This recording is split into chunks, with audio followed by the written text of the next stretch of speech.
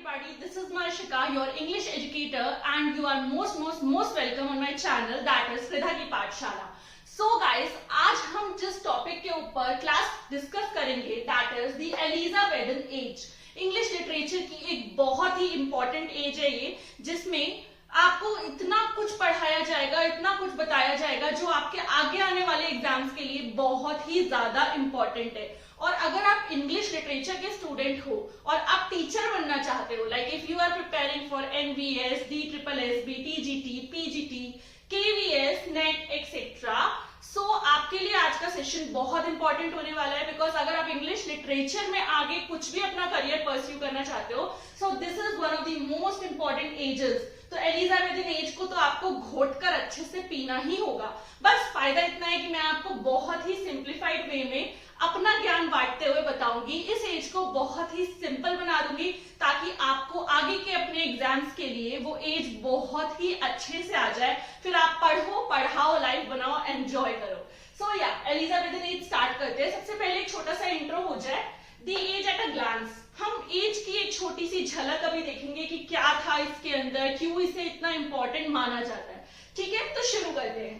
सबसे पहले the period of Queen Elizabeth's reign over England from 1558 to 1603, the golden period in the history of England as well as in the history of English literature. बहुत ही simple है. सबसे पहले तो हमें ये पता चल रहा है कि ये क्वीन एलिजाबेथ के नाम पर एज है.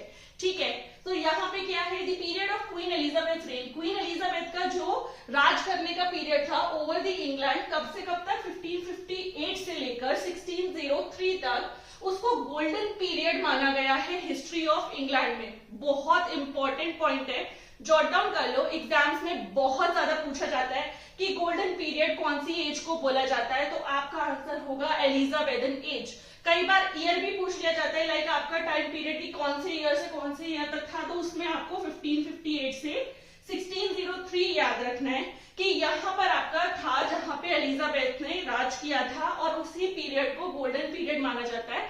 Not only in the history of England, सिर्फ हिस्ट्री ऑफ इंग्लैंड में ही नहीं बल्कि in the history of complete English literature.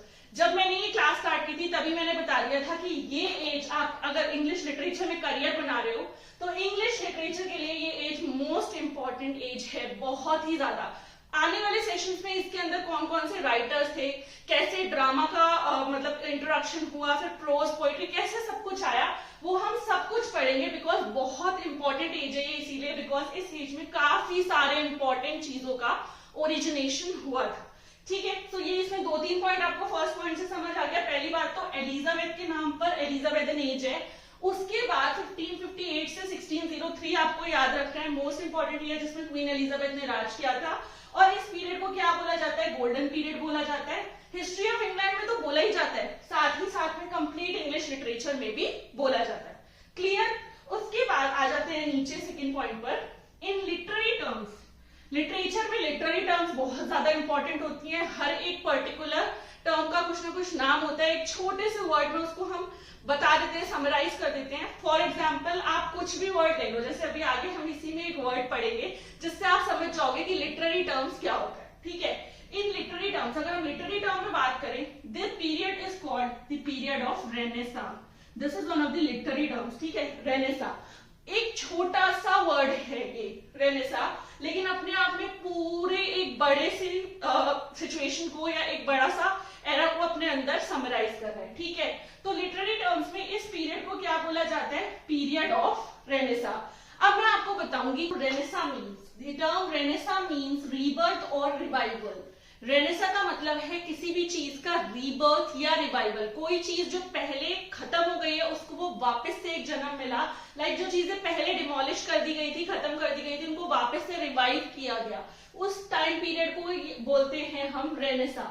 The term renaissance means rebirth और रिवाइवल. ये आपको कई बारी थियोरेटिकल एग्जाम की जो तैयारी करते हैं, जैसे बीए इंग्लिश ऑनर्स के जो स्टूडेंट्स हैं या बीए के जो स्टूडेंट्स हैं, उनके लिए भी इंपॉर्टेंट है, डिस्क्रिप्टिव में भी आ जाता है और ऑब्जेक्टिव में तो आता ही है कि रेनेसां जो है वो कौन से वर्ड के साथ कनेक्टेड है, और ऑप्शन में रीबर्थ और रिवाइवल के साथ और भी बहुत सारे ऑप्शंस आ जाते हैं. सो आपको चूज करना होता है कि रेनेसां का मतलब है रीबर्थ या फिर रिवाइवल.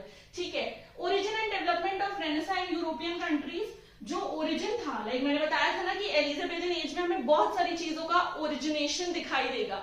तो origin and development of Renaissance in European countries, European countries में रेनेसा का ओरिजिनेशन कैसे हुआ और साथ ही साथ में डेवलपमेंट कैसे हुआ, ये पढ़ेंगे हम। बहुत इंपॉर्टेंट टॉपिक है, बहुत ही ध्यान से सुनना। इट मीन्स द रीबर्थ और रिवाइवल। रीबर्थ और रिवाइवल तो मैंने आपको बता दिया कि हाँ, रेनेसा का मतलब है रीबर्थ और रिवाइवल, लेकिन किस चीज का? रीबर्थ और रिवाइवल किस चीज का? इट मीन्स द रीबर्थ और revival of Greek and Italian culture, Greek और इटालियन कल्चर का रिवाइवल, लर्निंग का रिवाइवल, लिटरेचर का रिवाइवल, आर्ट का, पेंटिंग का and architecture etcetera in the European countries. Simple sober चीज बोली गई है कि रेनेसा का मतलब है रीबर्थ और रिवाइवल, और रीबर्थ और रिवाइवल किसका? ग्रीक एंड इटालियन कल्चर से लेकर learning, literature, art, painting, architecture, सारी चीजों का रिवाइवल कहां पर? यूरोपियन कंट्रीज में। और नोटेबली मतलब स्पेशली कौन सी कंट्रीज हमें याद रखनी है? Germany, France and England. Germany, France and England बहुत इंपॉर्टेंट ये वाला पॉइंट है आपके लिए एग्जामिनेशन पॉइंट ऑफ व्यू से, तो इसको जरूर से याद रखना। रेनेसा का मतलब सिंपल है रीबर्थ, रिवाइवल, किस चीज का? Greek and Italian culture, art, painting, literature, architecture etcetera का। और नोटेबली कौन सी कंट्रीज में? जर्मनी, फ्रांस एंड इंग्लैंड में। Now let's move on to the next important. Around the middle of the 15th century, the Turks invaded and conquered most part of the Greek Empire.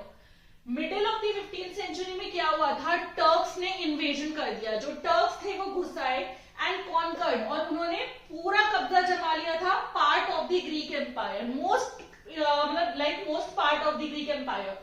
Simple terms में बोले तो क्या हुआ कि middle of the 15th century में Turks invasion हुआ, वो लोग घुस आए और घुसने के बाद उन्होंने कॉन्कर कर लिया क्या? Most of the part of the Greek empire को। ग्रीक एम्पायर बहुत बड़ा था और उसका बहुत बड़ा हिस्सा टर्क्स ने कॉन्कर कर लिया था।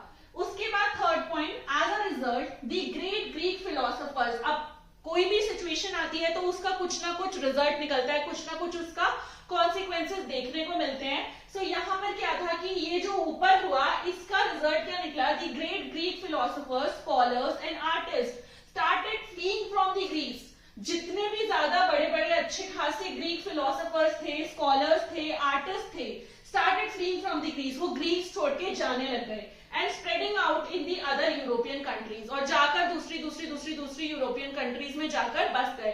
अब इसका जो कॉन्सिक्वेंस था वो बहुत बुरा हुआ कि यहाँ से जितने भी अच्छे ग्रेट ग्रीक फिलोसोफर्स थे, स्कॉलर्स थे, आर्टिस्ट थे, वो मजबूरन वहां से भाग गए, निकल गए और जाकर उन्होंने कहां पर बसना शुरू कर दिया? यूरोपियन कंट्रीज में। ठीक है, उसके बाद fourth one is many of them found shelter in Italy. उनमें से एक बहुत बड़ा पोर्शन था जिन्हें कहां पर शेल्टर मिला? इटली में। ठीक है, सो ये इनमें से बहुत सारे क्वेश्चंस बन जाते हैं। आपको बहुत ही ज्यादा ध्यान से एलिजाबेथियन पीरियड को याद रखना होगा, स्पेशली रेनेसा में से बहुत क्वेश्चंस आते हैं। ये सब पूछा जा सकता है कि कहां पर उन्हें शेल्टर मिला, तो आपका आंसर होगा इटली। कौन वहां से मतलब निकल गए थे? तो great Greek philosophers, scholars, artist, ये सब चले गए थे। ठीक है, many of them found shelter in Italy. Italy became the centre of Greek, और एज अ रिजल्ट क्या हुआ? जो इटली है वो ग्रीक का सेंटर बन गया। That is classical art and literature. अभी हम आगे पढ़ेंगे कि क्लासिकल आर्ट एंड लिटरेचर क्या था। सो यही है कि जब ज्यादातर हमारे ग्रीक फिलोसोफर्स, स्कॉलर्स, आर्टिस्ट सब जाकर इटली में बस गए, और तो इटली ऑब्वियसली सेंटर बन गया ग्रीक का, और as a result classical art और लिटरेचर वहां पर बहुत ज्यादा पाया जाने लगा। सो ये बहुत ही इंपॉर्टेंट पॉइंट है। अभी मैं एक और बहुत इंपॉर्टेंट पॉइंट डिस्कस करती हूँ आगे जाके आपसे इसी के बारे में। रेनेसा से रिलेटेड ये 4-5 पॉइंट्स जो हैं आपको अच्छे से याद रखने हैं। डेफिनेशन रेनेसा की याद रखनी है, मीनिंग आपको पता होना चाहिए, कौन से पीरियड को रेनेसा बोलते हैं वो आपको पता होना चाहिए। देख रहे हो आप, लाइक अगर हम थियोरेटिकली पॉइंट बाय पॉइंट करके, अब अगर आप कोई मोटी सी बुक उठाकर पढ़ना शुरू कर दो तो इतना ज्यादा आपको याद नहीं रहेगा। सो वही इजी करने के लिए मैंने नोट्स फॉर्म में आपके लिए वो मेहनत करके ऑलरेडी यहाँ पर आपको समझा दिया है कि आप पॉइंटर्स में अगर याद रखोगे तो आपको चीजें ज्यादा इजीली याद रहेंगी और ज्यादा से ज्यादा पोर्शन आप सिलेबस का कवर कर पाओगे इसीलिए अगर अभी तक आपने चैनल को सब्सक्राइब नहीं किया तो फटाफट चैनल को सब्सक्राइब कर दो, तभी आपको आगे की नोटिफिकेशंस मिलेंगी। बेल बटन को क्लिक करना मत भूलना। So let's move on to the last but not the least important point from Renaissance. Fifth point of today's session, यहाँ पे क्लास खत्म हो जाएगी इसके बाद। By the passage of time, Greek literature reached England and found England a very favorable country for their growth and advancement. हुआ क्या कि जैसे जैसे समय बीतता गया, Greek literature reached England, Greek literature England में भी पहुंचना शुरू हो गया and found England a very favourable country. अब कोई भी चीज जब कहीं पर इंट्रोड्यूस होती है और फेवरेबल रिजल्ट्स आने लगे, सो जो आउटपुट है वो बहुत अच्छा ही होता है। तो यहाँ पर भी कुछ ऐसा ही हुआ कि टाइम जैसे जैसे बीता और ग्रीक लिटरेचर इंग्लैंड में भी पहुंचने लग गया, क्योंकि ऑब्वियसली वहां के जो ग्रेट फिलोसोफर्स थे, स्कॉलर्स थे, जब वही चले गए तो उनका लिटरेचर तो वहां जाएगा ही ना। सो इंग्लैंड जब पहुंचा, इंग्लैंड बहुत फेवरेबल कंट्री बन गया उसके लिए, ठीक है, and for their growth and advancement. और वहीं से पता चला कि जो ग्रीक लिटरेचर है उसकी ग्रोथ एंड एडवांसमेंट कितने हाई लेवल पर बढ़ती चली गई। सो ये ही 5 इंपॉर्टेंट पॉइंट्स थे रेनेसां के बारे में। हमने एलिजाबेथन एज का इंट्रोडक्शन पढ़ा आज की क्लास में, साथ में रेनेसां डिस्कस किया। नेक्स्ट लेक्चर में मैं ट्राई करूंगी कि रेनेसां इन इंग्लैंड को थोड़ा इलैबोरेट करवा सकूं और बताऊं कि कौन कौन से राइटर्स थे, ऑथर्स थे जो उस टाइम पे प्रोमिनेंट थे। सो ये वाली क्लास मैं आज वाइंड अप करती हूँ। होपफुली आपके लिए इंफॉर्मेटिव रही होगी। अपने नोट्स बना लेना, रिवाइज करना, बिकॉज अगर रिविजन नहीं करोगे सब कुछ मिक्स हो जाएगा। इसीलिए मैं सब कुछ पॉइंटर्स में कराती हूँ ताकि आप लोगों को इजीली ध्यान रहे।